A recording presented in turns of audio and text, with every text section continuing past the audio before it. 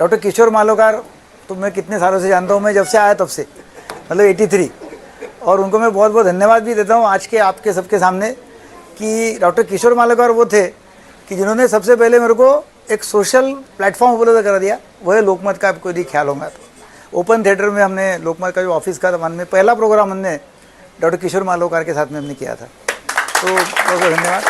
और डॉक्टर पद्मनाभ झा तो डायरेक्टर है सन्मित्र अर्बन कोऑपरेटिव बैंक के, और प्रवीण अग्रवाल जी का चयन होने वाला है, तो उनको भी, उनके लिए भी तालियां दे दो।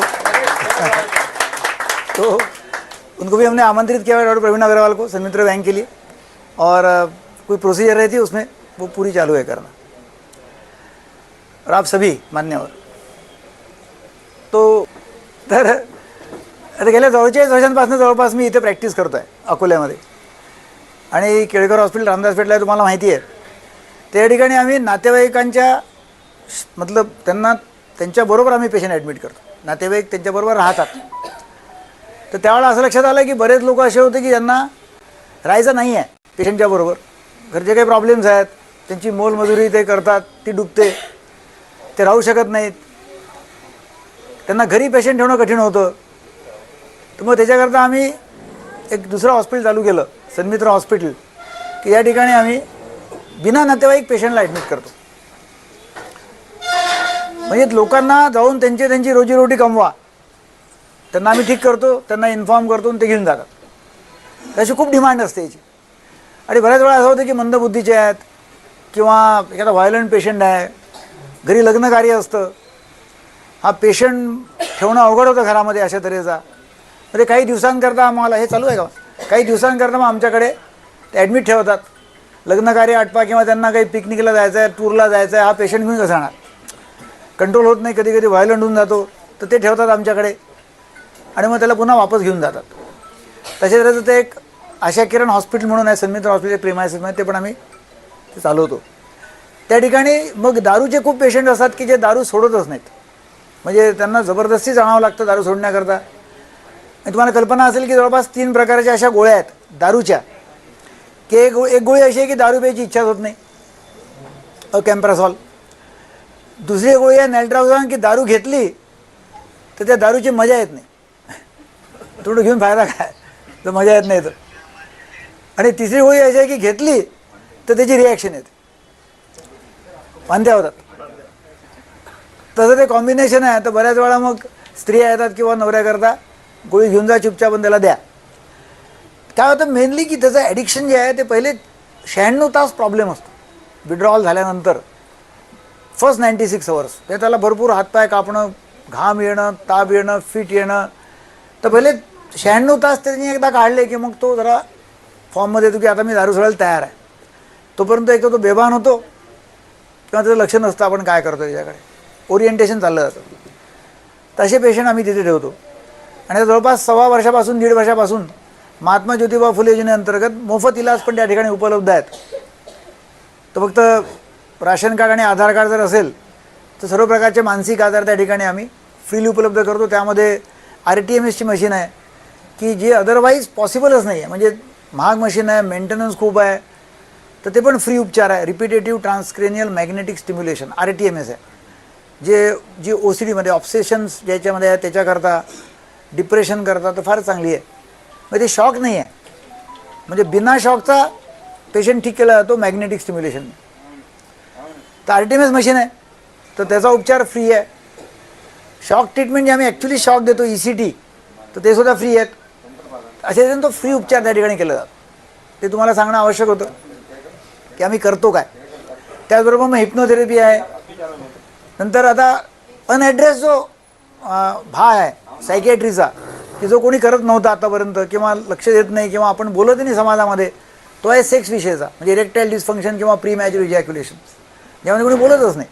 म्हणजे मला आठवतं जेव्हा आपण चालू केलं लोकमतच्या बरोबर, तेव्हा मातृभूमीमध्ये आणि त्यावेळेला देशोन्नती मला आठवत नाही होतं का, तेव्हा आम्ही जेव्हा लेख लिहिले तेव्हा लोक माझ्या घरी आले की तुम्ही काय करू, लेख कसे काय लिहिता बा, या विषयावर तुम्ही लिहू कसं काय शकता। म्हणजे एवढं, म्हणजे लोक जे आहे ते करतात, फक्त बोलायचं नाही, जे करतो ते असं आहे त्या विषयाबद्दल। पण ते पण भारतभरातून आम्हाला फोन येत राहतात आणि आम्ही कन्सल्टेशन देतो, ऑनलाईन कन्सल्टेशन आहे। आणि यूट्यूब चॅनल तुम्हाला माहितीच आहे, इन्स्टा आहे तर त्याच्यावरती प्रेझेन्स असल्यामुळे लोक रोज आमच्याकडे 400-500 कॉल आहेत जवळपास, भरभरामधनं येतात आणि त्यांना आम्ही कॅटर करतो. म्हणजे ऑनलाईन पॅरल OPD चालते आमची. ही OPD इथली आहे आणि पॅरल ऑनलाईनची, असं पण चालतं. आता तुमच्या विषयाकडे, आता तुम्ही बाकी सगळे याच्या अगोदर आम्ही चर्चा करत होतो, तर म्हटलं तुम्हालाच विचारावं तुमचे काय प्रश्न आहेत ते आणि त्याविषयी आपण बोलावं. तर मी काही चर्चा केली, तर मी तुम्हाला आज सांगणार आहे 7 मेंटल फिलॉसॉफीज जी ॲड्रेस करेल तुमचे सर्व प्रश्न जे तुम्ही मला विचारले आतापर्यंत ते, किंवा तुम्ही जे पोस्ट पाठवली आहे त्याच्यामध्ये. तर मेंटल फिलॉसॉफीज काय आहेत ज्या प्रत्येकाने आपल्या लाईफमध्ये आणायला पाहिजेत, त्या आणाव्यात. आणि त्या 7 पैकी किंवा 8ही सांगेल बोलण्याच्या ओघामध्ये, तशा भरपूर आहेत, पण 7 मुख्य. आणि ते जर आपण केलं तर त्यातली एक जरी घेतली तरी खूप झालं, अशा तऱ्हेचं आहे. तर सगळ्यात पहिलं जे आहे ते असं आहे की expect more from myself, या expect more from yourself than from others. आपण काय करतो की लोकांकडनं आपल्याला खूप अपेक्षा आहेत, जगाकडनं खूप अपेक्षा आहेत. माझ्या पत्नीने, माझ्या भावाने, माझ्या बहिणीने, माझ्या अमक्याने, माझ्या टमक्याने अमकं केलं पाहिजे, तमकं केलं पाहिजे, अशा अपेक्षा आपल्याला सगळ्यांकडनं आहे, जगाकडनं आहे. कॉर्पोरेशननी काय करायला पाहिजे, पॉलिटिकल पार्टींनी काय करायला पाहिजे, पेशंटनी काय करायला पाहिजे, या सगळ्या अपेक्षा आहेत. आणि असं म्हटलं जातं की expectation is the mother of all upsets. Upset जो होतो माणूस, त्याचं प्रमुख कारण असं आहे की आपल्या अपेक्षा खूप आहेत. तर expect more from myself, मी काय जास्त करू शकतो, रादर दॅन लोकांनी माझ्याकरता काय करावं. प्रॉब्लेम त्या ठिकाणी येतो जेव्हा आपण लोकांच्याकडनं अपेक्षा करत राहतो. तर लोकांकडनं अपेक्षा आपल्याला कशाची असते, लोकांनी आपल्याला पैसा द्यावा, उसने द्यावेत, लोकांनी आपली प्रशंसा करावी, लोकांनी आपल्याला मानसन्मान द्यावा, लोकांनी आपल्या आवभगत करावं, लोकांनी आपल्याला चांगलं बोलावं, अशा लोकांकडनं आपल्याला अपेक्षा आहे. आणि त्यांनी मग ते आपण चिडचिडपणा करतो किंवा इरिटेबिलिटी येते, अशांत राहतो. पेशंटकडनं आपल्याला अपेक्षा आहेत, पेशंटने उधार मागू नये, पेशंटने वेळेवरती यावं, पेशंटने अमकं करावं टमकं करावं. त्यापेक्षा आपण काय करू शकतो हे महत्त्वाचं आहे. लोकांना ॲप्रिशिएट करा, नाही मला लोकांनी केलं पाहिजे ॲप्रिशिएट, याच्यापेक्षा तुम्ही लोकांना ॲप्रिशिएट करा, तुम्ही लोकांना चांगलं म्हणा. तुम्ही जे लोकांना द्याल तेच तुमच्याकडे वापस येणार आहे.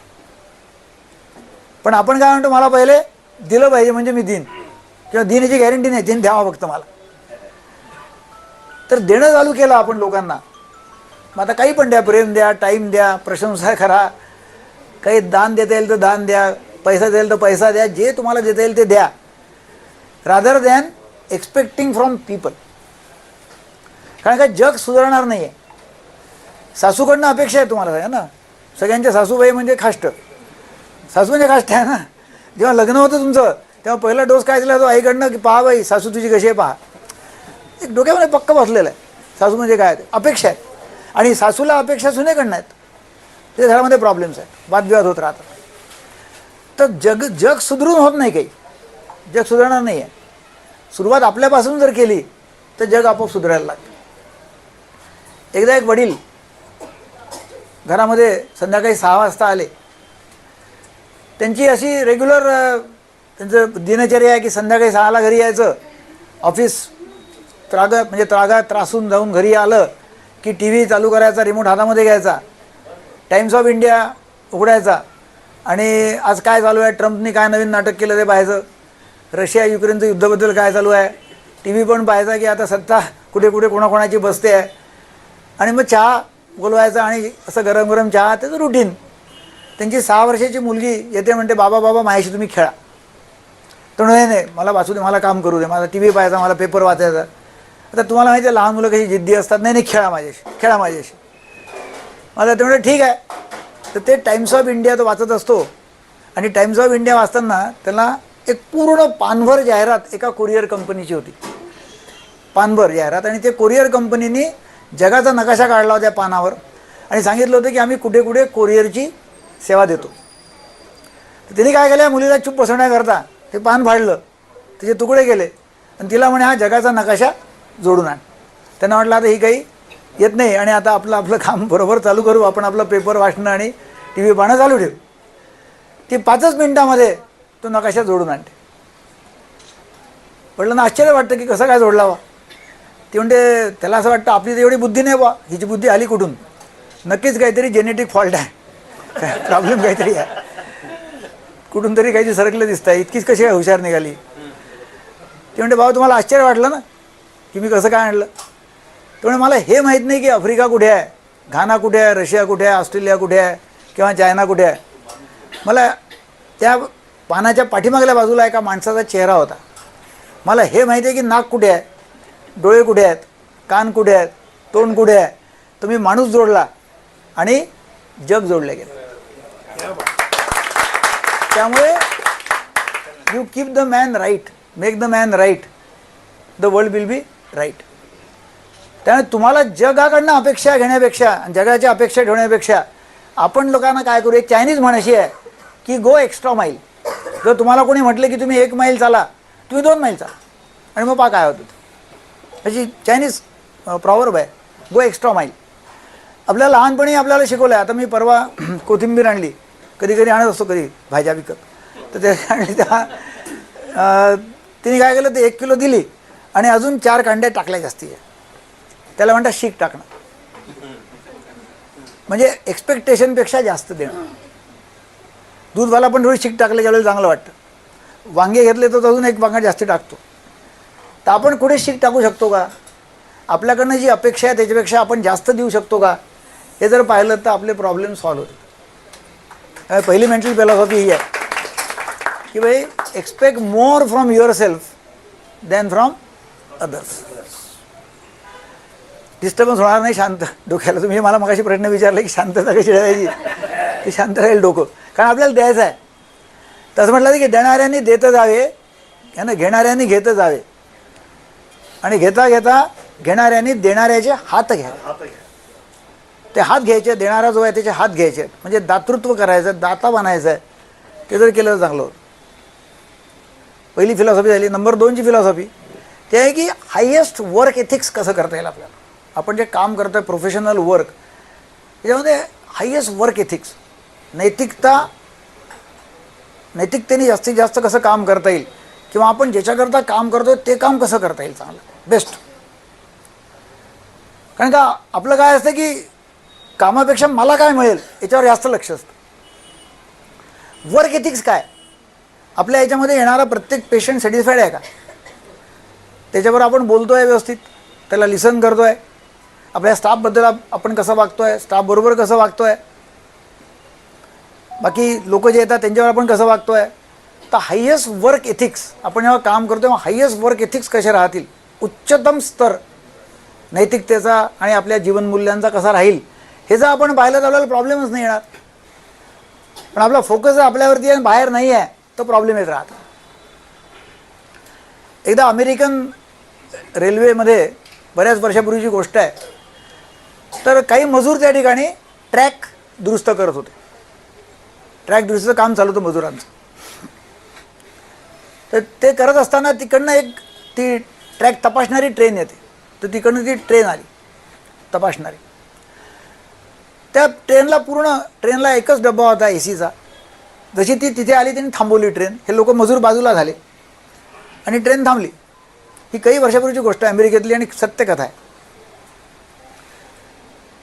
तर तेथून एका माणसाने डोकावलं बाहेर त्या एसी रूममधून, आपल्या त्या एसी डब्यातून, आणि जे मजूर काम करत होते त्यातला म्हणाला, अरे Dave come on here. Dave Anderson त्याचं नाव. अरे देव कम ऑन. तर देवलाही त्यांनी पाहिलं आणि तो पण खूप म्हणजे उल्हासित झाला आणि तो पण धावत त्या डब्यामध्ये गेला. एसी डब्यात दोघंही बसले, गप्पा गोष्टी केल्या, हसण्या खेदळण्याचे आवाज येऊन आले, चहा बिस्किट नाश्ता झाला, आणि अर्ध्या पाऊण तासांनी हा देव अँडरसन बाहेर आला. ती गाडी निघून गेली.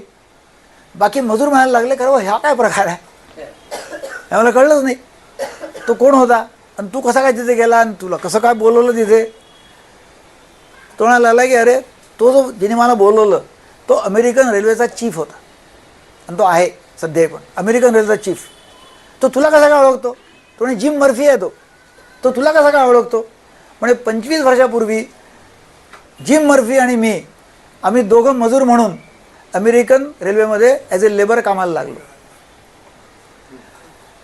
मी काम करत होतो की मला $1 रोज मिळेल, आणि जिम मर्फी म्हणत होता की अमेरिकन रेल्वेला जगातली टॉपची रेल्वे कशी बनवेल म्हणून मी काम करतो. तर तो जगातली टॉपची रेल्वे बनण्याकरता जॉईन झाला होता. पैसा त्यालाही मिळत होता, त्याला $1 मिळत होता, पण माझं लक्ष एका $1वरती होतं आणि त्याचं लक्ष होतं रेल्वेची टॉप कशी काय करू त्याच्याकरता होतं. तर त्याचा उद्देश आपला असला की मला काम जे आहे ते सर्वोत्तम आहे आणि ते सर्वोच्च काम आहे, त्या कामाकरता मी आहे, तर तुम्हाला कधीच काही कमी पडणार. पण आपलं काय असतं, मला जितकं मिळतं तितकं. म्हणजे जेव्हा तुम्ही एखाद्या स्टाफला कामावर ठेवता तेव्हा म्हणतो 10 ते 6 फक्त काम करेल, सुट्ट्या किती मिळतील, मेडिकल लीव मिळेल का, बोनस आहे की नाही आहे, अमका आहे का टमका आहे का. म्हणजे त्या चौकटीत काम करायला कोणी येत नाही. का मला कोणतं काम करायचं नाही आहे आणि कोणतं काम करणार नाही आहे सांगतात, राजा कोणतं काम करणार आहे. लक्ष कुठे आहे किंवा मी कुठे काम करणार नाही याच्याकडे. तर कर्मण्यवाधिकार असते मा फलेषु कदाचन. पण कर्म आपण करत नाही आणि फळ मात्र पाहायचं आहे आपल्याला. तर हे जर आपण एथिक्स ठेवलं आपल्या हायेस्ट वर्क एथिक्स, तर नंबर 2ची फिलॉसॉफी जी आहे की हायेस्ट वर्क एथिक्स कसं राहिलं. वर्क ज्याच्याकरता आपण काम करतोय ते काम आहे. पैसा मिळणं हा बाय प्रॉडक्ट आहे. पैसा देणारच आहे ना. त्याला $1 मिळाला, याला $1 मिळाला. आणखीन एक सत्य घटना सांगतो, ही सत्य झालेली आहे. पुन्हा आम्ही मध्ये काही वर्षापूर्वीची घटना आहे, अमोल येण्याच्या अगोदरची, जेव्हा मी सायकॅट्रिस्टची जाहिरात टाकली होती. सायकॅट्रिस्ट पाहिजे. तर आमच्या सगळ्या कॉन्फरन्सेसमध्ये इकडे तिकडे ते फिरवलं होतं. एक जण आला सायकॅट्रिस्ट म्हणून. तो आला, मी बसलो होतो, आला आतमध्ये, त्याला बसवलं, गप्पा गोष्टी केल्या. आम्ही बऱ्याच वेळ बसलो होतो, अर्धा-पाऊण तास. चहा पाणी बोलवलं. तर आमच्या बाहेर स्टाफ होतं, ते म्हणायला लागले की हा इंटरव्ह्यू द्यायला आला तुमच्याकडे सायकॅट्रिस्ट आणि अर्धा-पाऊण तास कसा काय आतमध्ये बसला. म्हटलं की हा माझा मित्र आहे. तो माझा मित्र होता आणि आम्ही एका ठिकाणी MBBS केलं, एका ठिकाणी MD सायकॅट्री केलं. म्हणजे तो MD सायकॅट्री, मी पण MD सायकॅट्री. आणि तो माझ्याकडे कामाला आला, नोकरी करण्याकरता आला आणि मी त्याला नोकरी देऊन नाही. कारण का मी कधीच पैशाकरता काम केलं नाही. तो आल्यानंतर मला किती पगार मिळेल, सुट्ट्या किती मिळतील, हा फरक जो असतो, हा फरक तुम्हाला लाईफमध्ये उच्च लेवलला घेऊन जात असतो. त्यामुळे पेशंट फर्स्ट हे जर आपण ठेवलं है ना, पेशंट फर्स्ट, बाकी सगळं दुय्यम आहे, तर मग त्याच्यामध्ये आपल्याला केव्हाही पण यश मिळत नाही, त्यामध्ये काही प्रॉब्लेम येत नाही. तो पेशंट फर्स्ट हा सेकंड जर आपण एक फिलॉसॉफी ठेवली की patient first at any cost, काहीच प्रॉब्लेम नाही, तिथे काहीच कॉम्प्रोमाइज नाही, तुम्हाला प्रॉब्लेम्स नाही येणार. थर्ड जे आहे, तिसरी मेंटल फिलॉसॉफी की लोक सक्सेस मिळाल्यानंतर खूप माजतात. आपल्या भाषेत सांगायचं, माजू नको उतू नको आपण म्हणतात ना, तसं ते आहे. ते खूप माजतात. सक्सेस लोकांच्या डोक्यात जातं, तर ते कधी पण डोक्यात जाऊ नका. सक्सेसला नेहमी ॲज ए मोटिवेशन म्हणून जर आपण ट्रीट केलं की success is my motivator, rather than आपला इगो त्यांनी हे करून घ्यायचा आणि बाकी सगळे तुच्छ आहेत अशा तऱ्हेने, तर आपण म्हणतो गर्वाचे घर खाली, त्याप्रमाणे तो माणूस खाली यायला वेळ लागत नाही. कारण का ज्यांनी आपल्याला मोठं बनवलेलं आहे त्याला जर आपण विसरून गेलो तर डेफिनेटली खाली यायला सुरुवात होते. त्यामुळे सक्सेस कधी डोक्यात जाऊ देऊ नका. सक्सेस जर डोक्यामध्ये गेलं तर तो प्रॉब्लेम येतो. त्यामुळे सक्सेस ॲज ए मोटिवेटर. नंबर 4ची मेंटल फिलॉसॉफी आहे किंवा फेल्युअर जेव्हा जेव्हा येतं तेव्हा आपण खूप डाऊन होऊन जातो. फेल होणं म्हणजे लोकांना फिअर ऑफ फेल्युअर खूप आहे. म्हणजे असं म्हटलं जातं की डेथ फिअर जो आहे त्याच्या खालोखाल नंबर 2चं जे आहे ते आहे फिअर ऑफ फेल्युअर. फेल नाही झालं पाहिजे. फेल झालं की लोक काय म्हणतील, लोक हसतील, लोकांना काय वाटेल, लोक म्हणतील अमकटम. माझ्याकडे लोक आले की मी त्यांना म्हणून काय तुला नाही फिअर ऑफ फेल्युअर आहे, मला भीती वाटते, लोक काय म्हटलं किती लोक आहे का तुझ्या सर्कलमध्ये. म्हटलं तुझ्याकडे जर कार्ड पाठवलं तर किती लोक येतील किंवा तुझ्या अंत्याला किती येतील, म्हणजे हे तर सांग कमीत कमी येतील 100 लोक. म्हटलं मग 100 लोक आहेत ना, काय म्हणतील ते. बाकी तर किती पॉप्युलेशन मोठी पडली 145 कोटीची, तर काय चिंता करतो, लोक काय म्हणतील. ते 50-100 लोक आहेत काय म्हणतील, बाकी खूप मोठी पॉप्युलेशन आहे, त्यांना माहिती पण नाही तू कोण आहे, तर काही चिंता करायचं कारण नाही.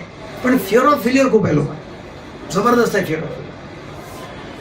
तर आयदर मैं जीतता हूँ या मैं सीखता हूँ, देयर इज नो फेल्युअर.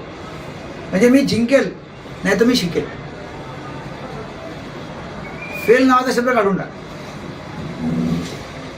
त्यामुळे तो फेलचं जे आहे कार्यक्रम तो बंद केला पाहिजे. थॉमस अल्वा एडिसननी जी स्टोरी सांगतात ती आहे की 10,000वा प्रयोगामध्ये त्यांनी इलेक्ट्रिक बल्बचा शोध लावला. तर 9,999 पर्यंत काहीच झालं नाही कार्यक्रम. त्याला विचारलं तुला काय वाटतं, तुम्हाला 9,999 असे मार्ग सापडले की ज्यांनी इलेक्ट्रिक बल्बचा शोध लागत नाही. चालू आहे माझं काम करत. तर ते महत्वाचं आहे की काय होतं, लोक नोला खूप घाबरतात, नो ऐकायला घाबरतात. नाही म्हणेल बा तो म्हणून कोणी फोन पण नाही उचलत, फोन पण करत नाही, तो नाही म्हणेल, तो फोन घेणार नाही, अमकं नाही, म्हणजे अल्टिमेटली मी फेल होईल. फेल होणं कोणाला आवडतच नाही.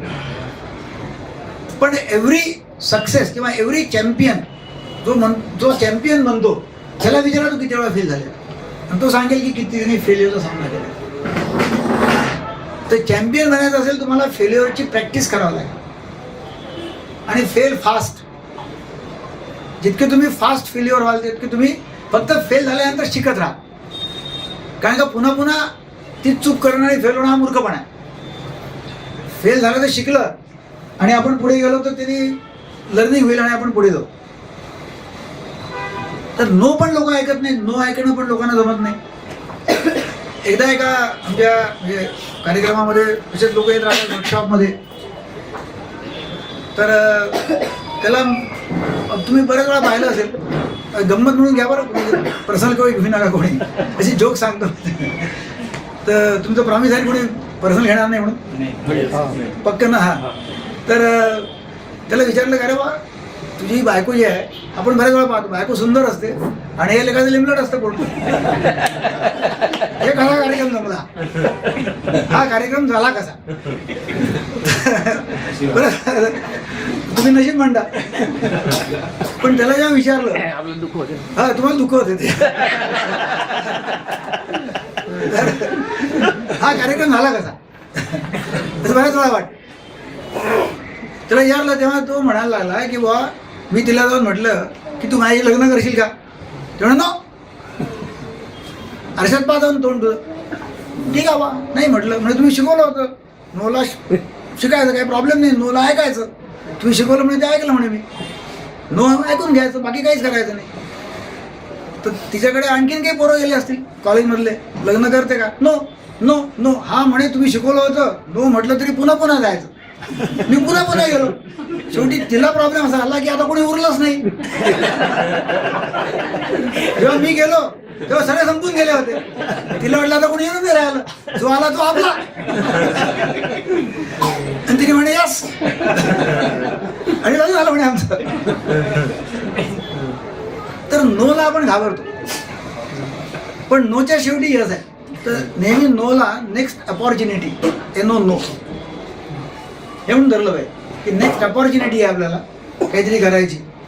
किंवा नोला KNOW पण नो आहे की आय वॉन्ट टू नो मोर. मला आणखीन माहिती करून घ्यायचं. तुम्ही नाही का म्हणता बाबा, आय वॉन्ट टू नो मोर मी सांगा. पण एकदा नाही म्हणा म्हणजे विचारायच्या आधीच आपण नाही म्हणून वापस येतो, किंवा नाही म्हटलं की आपण पुन्हा राहते नाही. तर नो ऐकण्याची सवय ठेवणं हे फार महत्वाचं. नेक्स्ट जे आहे 4 झाल्या, 5वी मिनिट केलं sir, relentless intelligent efforts. Relentless intelligent efforts. Effort सुद्धा एफर्टलेस कसे होते. काय होतं की माझा आजचा दिवस हा कालच्यापेक्षा आज कसा चांगला होईल, किंवा मी कालच्यापेक्षा आज कसा बेटर राहील. तर आपण असं म्हटलं की रोज मी 1% माझ्यामध्ये फरक करेल, फक्त 1%.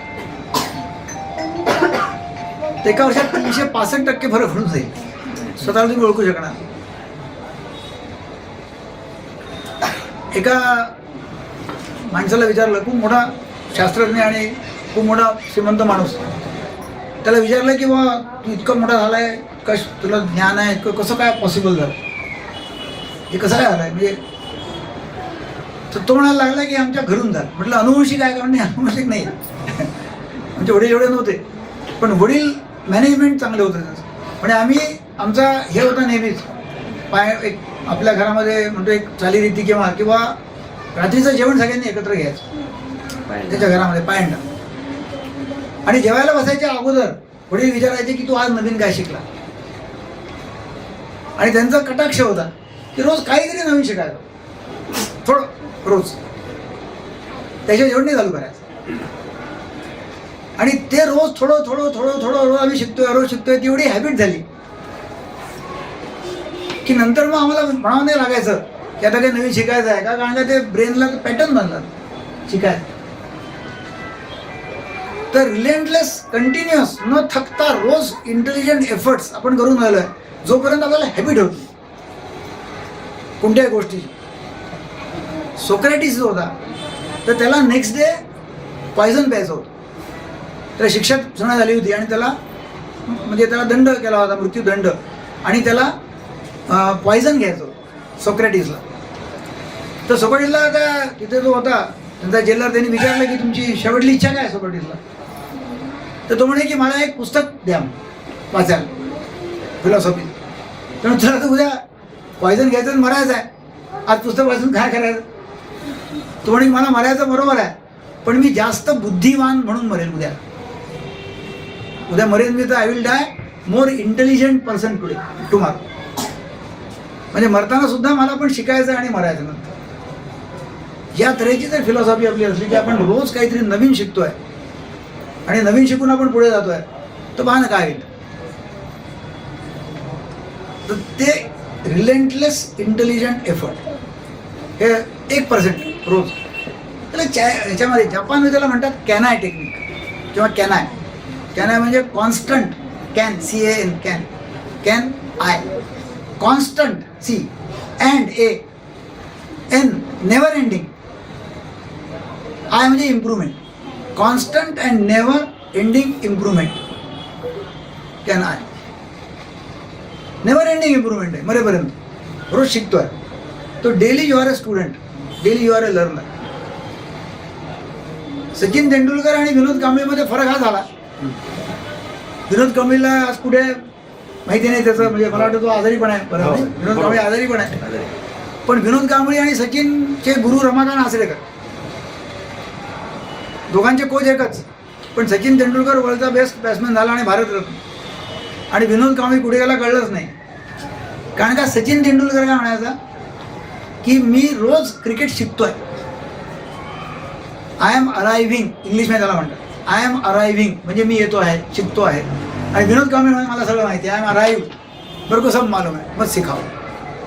तो आय एम अराइव्ड जो प्रॉब्लेम आहे, आय एम अराइव्ड म्हणजे मी आलेलो आहे, पोचलेलो आहे, आता मला काही शिकायची गरज नाही आहे. तसं होत नाही. रोज नवीन जेव्हा आपण शिकतो तेव्हा आपली प्रगती होत राहते. तर constant and never ending improvement and relentless intelligent efforts चालू आहे रोज, की मला अधिक चांगलं व्हायचं आहे रोज, डेली, आणि थोडं केलं तरी. नेक्स्ट आयटम, नेक्स्ट फिलॉसॉफी 6वी हे की म्हणजे आपण पहिलं काय पाहिलं तुमचं लक्षात घेऊन विचारतो. First, expect more from myself than from other. Number 1. Number 2, work ethics, highest work ethics नाही का. नंबर 3, सक्सेस डोक्यात जाऊ द्यायचं नाही, success as a motivation. Number 4, फेल्युअरला हँडल करायचं, फेल्युअरला हँडल करता आलं पाहिजे, नोला हँडल करता आलं पाहिजे. आणि नंबर 5 जे आहे ते आपण काय म्हटलं, continuous efforts. Can I, relentless intelligent efforts चालू आहेत, रोज शिकतोय. सवाल झाला आहे की तुम्ही जे काम करताय तर पर्सनल गुड्स म्हणजे पर्सनल बेनिफिट हा लार्जर बेनिफिटला कसा सर्व करेल. मला पैसा पाहिजे पण त्यांनी मी लार्जर बेनिफिट लोकांना कसं देऊ शकेल. तर integrating personal benefits to the larger benefit. मी जे काम करतोय ते लोकांचा कसा फायदा होईल, लोकांकडून काय मिळेल. तर माझं फोकस जे आहे तर लोकांवरती जर असेल, फ्रॉम इगो टू इको. आपलं काय असतं लहानपणापासून, तुझं पाहणं बा, तू सांगितलं कोणी, प्रॅक्टिस किती आहे, किती पेशंट, किती पैसे कमवले आज. म्हणजे अशा तऱ्हेच आहे. पैसे कमवण्यापेक्षा आपण म्हणतो किती लोकांना मी चांगलं केलं आज. आज मी 25 लोकांना चांगलं केलं असं नाही होत आज तो इतके पेशंट आहे इतका कम आहे नाही 25 लोकांच्या जीवनामध्ये मी फरक केला आणि 25 लोकांना चांगलं केलं म्हणजे हे सुधारले आज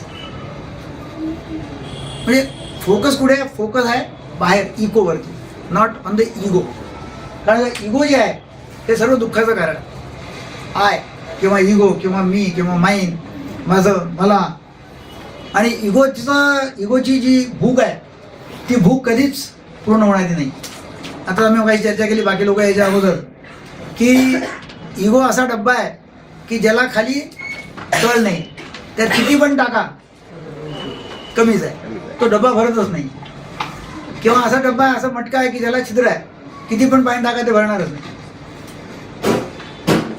आणि इगोचं खाद्य काय इगोचं खाद्य आहे प्रशंसा पाहिजे वाहवा पाहिजे टाळ्या पाहिजेत लोकांनी चांगलं म्हटलं पाहिजे लोकांनी प्रेम दिलं पाहिजे अमकं सगळं पाहिजे पाहिजे पाहिजे पाहिजे पाहिजे पाहिजे पाहिजे असं आहे इगोच आणि तरी समूह दुःखाचं कारण जे आहे ते इगो आहे तर इगोवरनं आपला फोकस इकोवरती कसा आहे आपण कसं सांगतो की हे घरची माझे विश्व माझं घर मी माझा मुलगा माझी मुलगी माझी बायको माझे आई वडील बस हेच माझं विश्व आहे पण तसं होत नाही तसं जीवन नाही जगलं कारण का माणसाचं बेसिक इन्स्टिंक्ट जे आहे ना मूलतः म्हणजे ते जीन्समध्ये आलेलं असावं ते असं आहे की लोकांचं काहीतरी भलं करा असं बेसिक इन्स्टिंक्ट आहे माणसाचं तर हे घरची माझे विश्व यातनं जगता हे विश्वची माझे घर आहे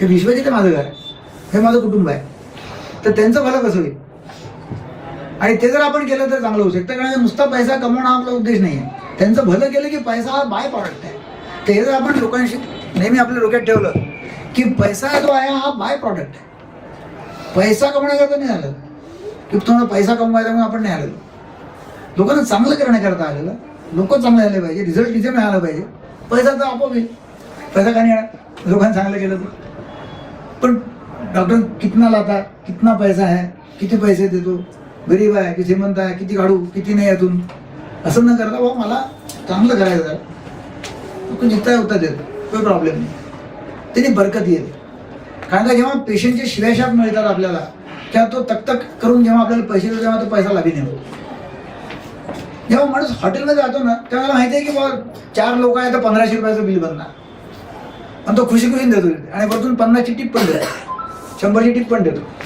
डॉक्टरकडे त्याला पैसे फार जीवा कारण का तो खर्च जो आहे तो अनपेक्षित खर्च आहे त्याच्या तो बजेटमधला नाही त्यामुळे प्रॉब्लेम आहे त्यामुळे बाकी चैनीच्या कुठेही पण वस्तू आहे तिथे जातो तो मोठ्या मोठ्या शोरूममध्ये जाईल त्याला माहिती आहे की तिथे गेल्यानंतर भाव पण होणार नाही जे आहे ते पैसे पूर्ण द्यावे लागतील काहीच नाही डॉक्टरकडे आला की त्याला पैसे नाही जीवार कारण त्या बजेटमध्ये नाही तर तो एक प्रॉब्लेम डॉक्टरचा असतोच त्यातून आपल्याला काय करता येईल फोकस त्याच्यावरती म्हणजे पेशंट ड्रिव्हन फोकस जर असला त्यामुळे जर आपण पेशंटला म्हटलं कस्टमर ॲक्च्युली कस्टमर नाही पण आपण असं म्हटलं तर बिझनेस याच्यामध्ये की customer is the God customer is the king तर पेशंट हा गॉड आहे किंवा पेशंट हा किंग आहे तो आहे तर आपण आहे ना तो आहे तर आपण कुठून हटणार तर ते माझे पर्सनल गुड्स जे आहेत ते लार्जर गुड्सबद्दल personal goods they are integrated with the larger good ते कसं होईल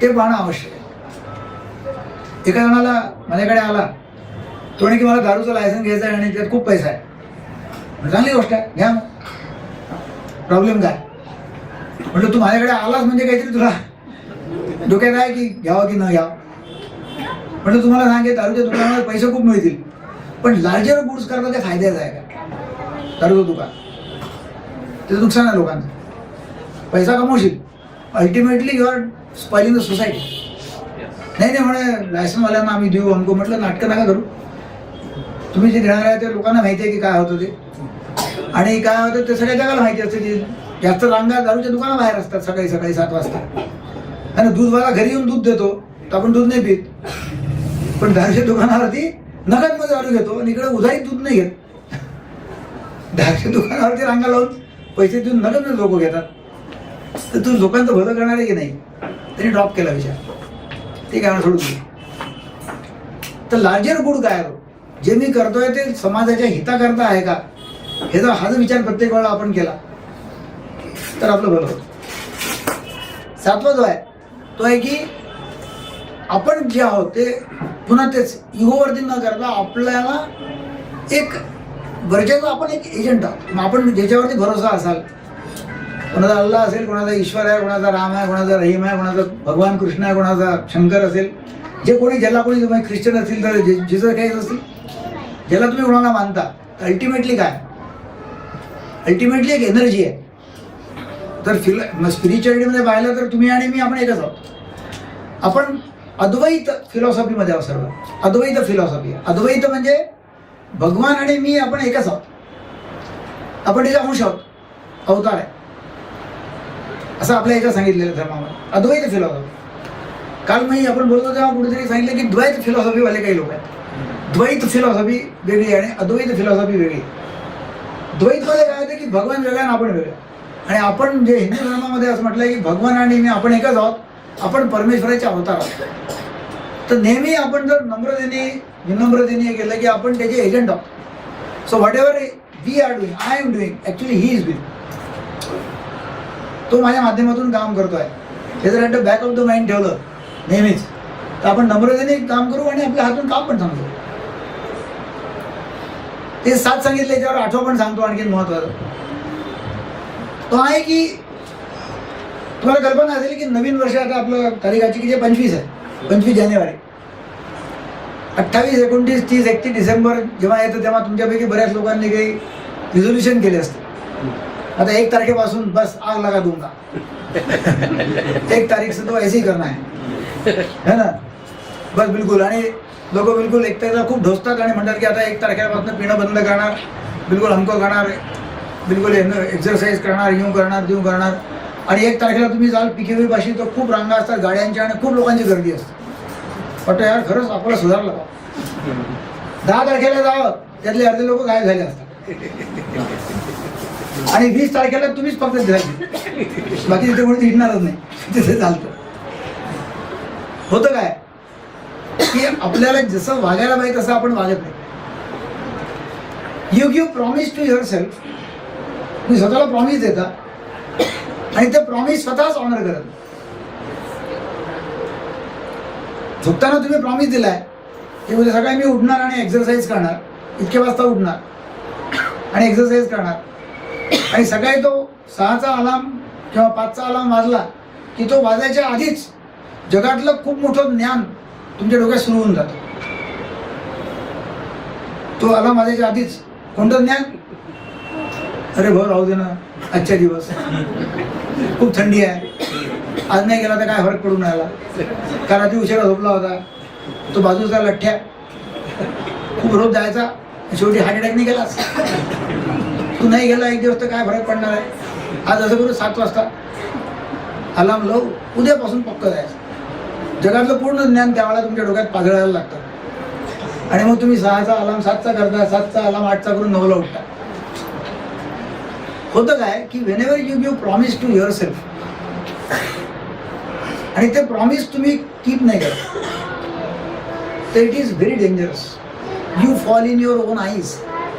तुम्ही तुमच्या मनामध्ये खाली पडता. You fall in your own eyes. तुमच्या नजरेतून तुम्ही उतरून जाता. तुम्ही जेव्हा लोकांना काही प्रॉमिस करता आणि ते तुम्ही पूर्ण करत नाही, तेव्हा you fall in the eyes of others. अरे हा भरोसा माणूस नाही, हा बोलतो आणि करत नाही. तर जेव्हा तुम्ही तुमच्या नजरेतून उतरता, स्वतःच्या नजरेतून तुम्ही जेव्हा उतरता, म्हणजे लोकांच्या नजरेतून उतरलं ठीक आहे, ते पण करून सांगतो, पण त्याच्यापेक्षा डेंजरस जे आहे ते आपल्या नजरेतून आपण उतरणं. स्वतःची किंमत कमी करून टाकणं. आणि स्वतःची आपण किंमत कमी केली तर त्यांनी आपली बिलीफ सिस्टीम जे आपल्यावरचा आपला विश्वास तो ढासळायला. आणि मग तुम्ही म्हणता मी आता अमकं करेल तमकं करेल, त्यातला आवाज काय म्हणतो, अबे लेका तू सकाळी उठू शकत नाही, अलार्म लावतो नाही, आणि तू गप्पा काय मारतो मी अमकं करेल तमकं करेल. आतला आवाज तुम्हाला सांगायला लागतो. तुमचा आत्मविश्वास ढळून.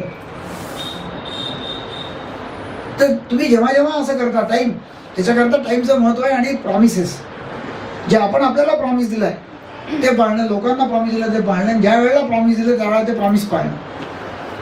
तो जो तुम्ही जेव्हा जेव्हा प्रॉमिस स्वतःला दिलेलं पाळता, त्या वेळेत पाळता, तेव्हा you grow in your own eyes. तुमच्यावरचा विश्वास वाढतो, तुमचा कॉन्फिडन्स वाढतो. तर प्रश्न असेल की मला कॉन्फिडन्स कमी आहे, आणि ज्यांना ज्यांना असं वाटतं की मला कॉन्फिडन्स कमी आहे, आजपासून चालू करून द्या की लहान लहान प्रॉमिसेस द्या स्वतःला आणि इतरांना, आणि ते कीप करा. छोटं प्रॉमिस. जेव्हा एखादा पैलवान जो असतो ना, तर तो जेव्हा हरतो तेव्हा त्याचा आत्मविश्वास ढळून जातो. तर आपली एवढी मोठी कुस्ती हरलो बा. मग तेव्हा कोच काय करतो, या पैलवानाला एकदम छोट्या पैलवानाबरोबर खेळायला लावतो की जिथे तो जिंकू शकेल.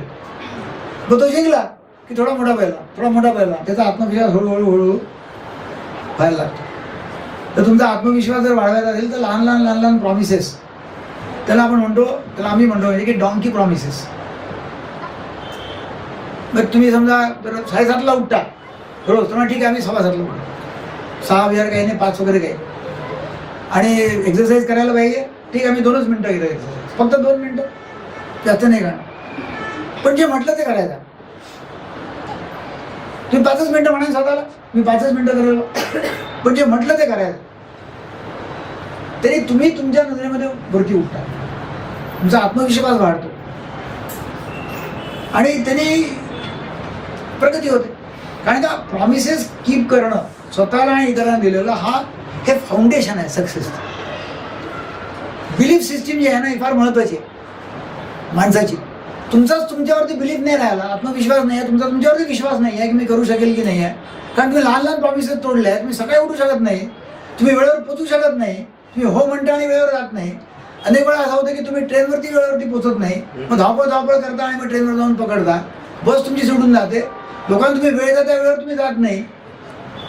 घरी तुम्ही वेळ देता बायकोला की मी इतक्या वाजता येईल, आणि तुम्ही म्हणता तर पेशंट आला जात नाही, आणि मग घरात भांडणं होतात, आणि मग तुमचा विश्वास होतो की हा म्हणतो आणि येत नाही.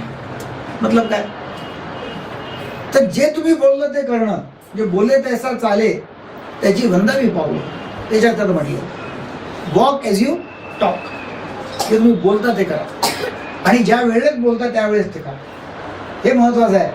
तर त्यांनी बिलीफ सिस्टीम गेल्या 40 वर्षांपासून मी प्रोग्राम लीड करतो आहे. पण ज्या वेळेला जो टाईम दिलेला आहे त्यावेळेला त्या टाईमला तिथे मी पोचलेलो. मग कोणत्याही गावाला असो, बाहेर गावाला असो, अकोल्यातला असो, आणि असे प्रोग्राम मी लीड केले आहेत अनेक वर्ष. डॉक्टर सुनीलला माझ्याबरोबर होतेच लँडमार्कमध्ये आम्ही, की तिथे आम्ही 7ला प्रोग्राम चालू करायचो. तर मी लोकांना आधी सांगायचो की 7 वाजता जर मी तुम्हाला गुड इव्हिनिंग केलं नाही तर तुम्ही समजा डॉक्टर केळकर मरण पावलेले, ही इज नो मोर. जर मी आलो नाही 7 वाजता गुड इव्हिनिंग नाही केलं, आणि माझे प्रॉमिस आहे, तर मी आलो नाही म्हणजे मी केला नाही, तर जिवंत असेल तर तिथे पोहोचणार नाही. मग ट्रॅफिक येणार नाही मध्ये, मग काहीच नाही येणार ना. माझी गाडी खराब होईल, ना पाहुणे येतील, ना माझी तब्येत खराब होईल, ना मला ताप येईल, आणि मग मी काहीतरी कारण काढेल, मी म्हणे की नाही आम्ही आलो नाही, सॉरी. हा ना, इथे मी 7:25ला म्हटलं 7:30ची वेळ मी तिथे राईट टाईम येईल. तुम्ही किती वाजता तर मला हे की येणं नाही आहे, पण 7:30चा वेळेस मी दिलेला आहे, तर मी 7:30ला येणार.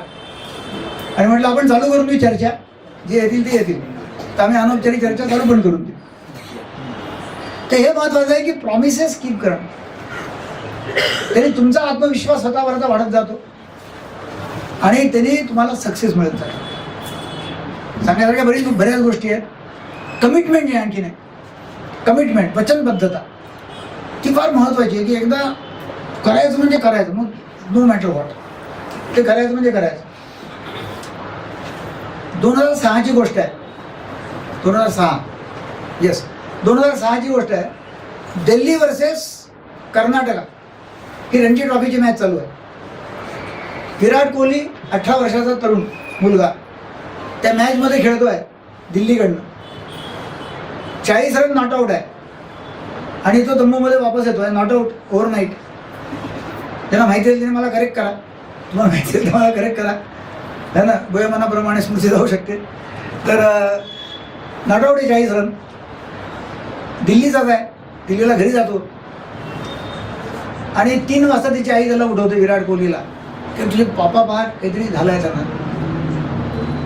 3 वाजता तो उठतो आणि पाहतो तो वडील गेले डेड. त्याला प्रश्न पडतो आता करायचं काय. 40 नॉट आउट आहे, दिल्लीची टीम ट्रबलमध्ये आहे, पोते घरून जाईल, आता करायचं काय. तो कोचला फोन करतो, करू काय. कोच म्हणे आता जे जायचं ते होऊन गेलेलं आहे, त्यांची बॉडी घरामध्ये आहे, तू आता काही करू शकत नाही. आता तू जे करू शकतो ते कर, तू दिल्लीला वाचू शकतो आता. ठीक आहे, माझं कमिटमेंट आहे. आणि तो पुन्हा सकाळी 10 वाजता मैदानावरती खेळायला 90 रन ठोकतो 40 ओव्हरनं आणि घरी येऊन अंत्यसंस्कार. ते कमिटमेंट आहे. आणि हे कमिटमेंट पाहूनच आपण जर काम केलं अशा तरी नाही. आणि मी पण माझ्या लाईफमधलं मी जेव्हा शेअर करतो, शनिवारी माझे वडील वारले अचानक 1992. ते मला नेहमी म्हणायचे की तू इतका हिंडत राहतो तर माझी जेव्हा शेवटली वेळ येईल ना तेव्हा तुम्हाला पाणी नाही पाडणार, त्यावेळेला मला पाणी पाहिजे मला मिळणार नाही. म्हणून नाही तुम्ही चिंता करू नका, काही चिंता नाही.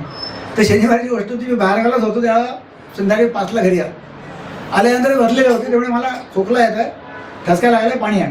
त्यांना पाणी दिलं. पाणी दिल्यानंतर बसल्या ते खाली कोसळले आणि गेले. आम्हाला 1-2 तास मिळाले त्यावेळेला. 1992 काही ICU नव्हतं, काही नव्हतं. आणि गेले. एकदम अचानक झालेलं सगळं. सकाळी आम्ही अंत्ययात्रा केली, रविवार होता दुसऱ्याची. आमची OPD आता मी डॉक्टर प्रवीण अग्रवाल बोलत होते, म्हटली तेव्हा ते म्हणे बंद केव्हा असतो. म्हटलं आम्ही 24/7 1983 पासून दवाखाना कधीच बंद नाही. रविवारी पेशंट लोक आले, व्हायलंट पेशंट खाली होता. त्यांनी सांगितलं की डॉक्टरांचे वडीलवाले आता अंत्ययात्रा करून आलेले आहेत. पेशंट म्हणे आम्हाला काय देणं घेणं, आमचा पेशंट व्हायलंट आहे, एक जण फिटवाला होता, त्याला फिट आलेली, आम्हाला फिट येईल. ठीक आहे, मी येतो खाली. 11 वाजता OPD चालू केली आणि मग पेशंट येत राहिले. 5 वाजेपर्यंत OPD काढून झालं. कारण का आपलं कमिटमेंट आहे. लोक 13 दिवस घरी बसतात. लोक 13 झाल्याशिवाय लोक बाहेर येत नाही. 14 दिवशी गोड जेवण करायचं मग येतात. आम्ही 14 तास पण नाही थांबलो. इंदिरा गांधीची चिता जळत असताना राजीव गांधींनी पंतप्रधानाची शपथ घेतली. चिता अग्नी देऊन आला आणि इकडे प्राईम मिनिस्टरची शपथ घेतली. पण आपल्या लाईफमध्ये पण पहा काय होतं ते. लोक आता शॉर्ट करत आलेले आहेत. 3 दिवसावरती आले लोक, पण अजूनही खूप ठिकाणी 14 दिवस. 14 दिवशी गोड जेवण झालं, सगळ्या गावाला जेव घातलं आणि ढेकरा दिल्या सगळ्यांनी. गोड जेवणाचे की मग लोक कामाला लागतात, तोपर्यंत काम नाही करत है ना. लोकांना काम न करायचे काहीतरी कारणं पाहिजे असतात की काम का नाही करायचं आणि कसं नाही करायचं. तर तेव्हा फिलॉसॉफी ही आहे की दुःख झालं तरी पण ठरवून ठेवा किती वेळ दुःख करायचं. कारण अदरवाईज तुम्ही दुःखामधून बाहेर येणारच आहे. मग किती दिवस, 1 दिवस 2 दिवस 1 महिना आधीच ठरवून ठेवायचं. तेव्हा 1 दिवस दुःख करा, मग खोलीत जा, खूप दुःख करा, रडा पडा, बाहेर झालं बस झालं, आता त्याला कामाला लागलं. आणि सुख झालं तरी पण किती दिवस करायचं. लोक सेलिब्रेशन करतात 15-15, 8-8, 15 कामच मी करतो, बंद करून टाकतात सगळं. लग्न आहे म्हणे आता सगळं बंद. आणि लग्नामध्ये पैसे उधळतात आणि बिझनेसही बंद करून टाकतात. आणि एन्जॉयमेंट आहे, पोरगं 5 झालं 3 दिवस बंद सगळं. तर सेलिब्रेशनही किती दिवस करायचं आणि डिप्रेशनही किती दिवस करायचं, ही जर फिलॉसॉफी ठेवली आपण तर डेफिनेटली आपण पुढे जाऊ शकतो. मी बरंच काही बोललो, मी तुम्हाला ऐकण्याकरता ॲक्च्युअली आलो की तुमचे काय प्रॉब्लेम आहे. त्यापैकी तुम्हाला जर काही भावलं असेल याच्यातलं तुम्ही नक्कीच घेऊन जा घरी. त्यातली एक जरी गोष्ट तुम्ही घरी घेऊन गेलेत आणि तुमच्या लाईफमध्ये तुम्हाला जर काही शिफ्टिंग मिळालं याच्यापासून, तर डेफिनेटलीच माझ्या इथे येण्याचं सार्थक होईल. तुमचे काही प्रश्न असतील तर विचारा, आपण त्याची चर्चा. मी सायकॅट्रीबद्दल काही बोललोच नाही.